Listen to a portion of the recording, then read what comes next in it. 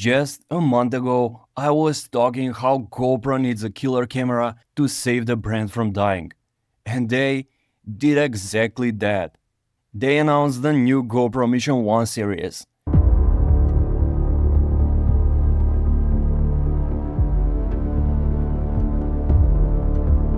Three cameras, the Mission 1, the Mission 1 Pro, and the Mission 1 Pro ILS.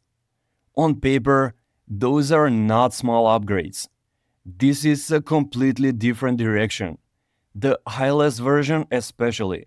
That thing is basically GoPro saying, fine, you want a real camera?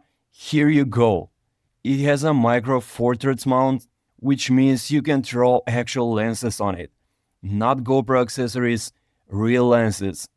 That alone puts it in a totally different category.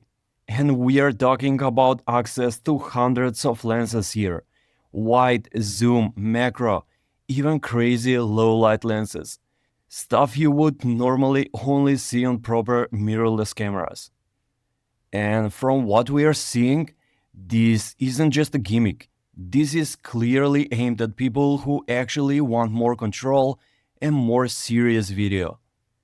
And yeah, if you bought lenses for something like the GoPro Hero 13, those won't work here, which kinda sucks. But at the same time, they're opening the door to much bigger ecosystem. And honestly, that's the theme with this whole release.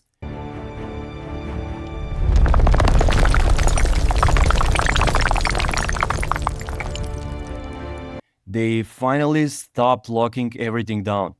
Even the design changed a bit. It is a bit bigger though, but honestly that's the trade-off if you want more power and a bigger sensor.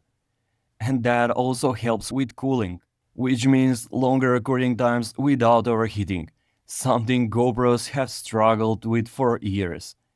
And they even fixed small stuff like the buttons. They're way bigger now, easier to press, especially if you're using gloves or actually doing something active. And this is a big one.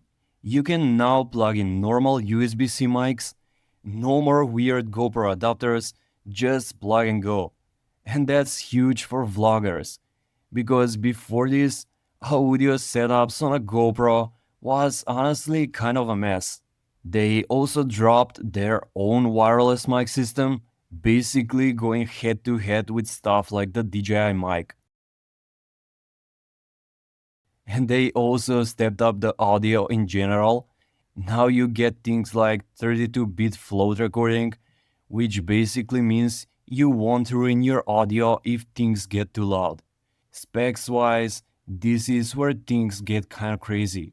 We are talking 8K up to 60 FPS, 4K up to 240 FPS, and even 1080p at 960 FPS.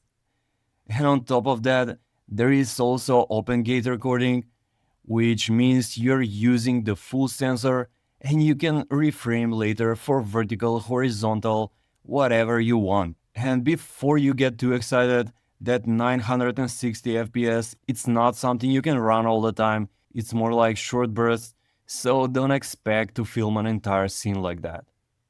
And with all of that, that is not action camera territory anymore. That's cinema camera numbers in a tiny body. The sensor is finally bigger.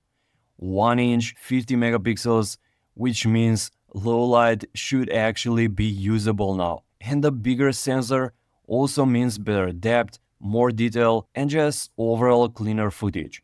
Because let's be honest, GoPro had been pretty bad in low light for years. They're claiming up to 14 stops of dynamic range. If that is even close to true, this could finally compete with stuff like the Insta-Ace Pro 2 and the DJI Action 6 in night shots. There is also a dedicated low light mode now, so it is clear they're directly targeting that weakness. And they also pushed bitrate and color options higher, so you're getting better quality footage if you actually want to edit and grade your videos. Battery life also got a big upgrade.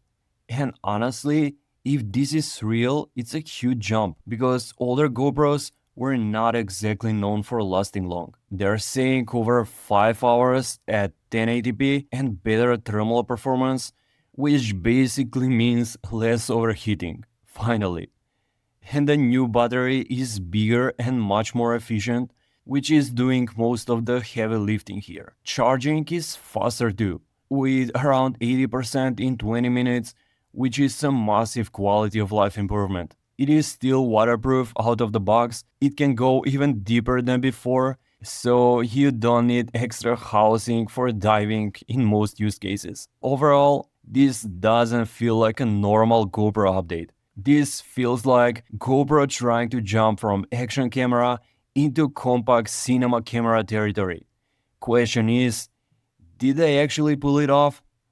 Or is this just insane specs on paper?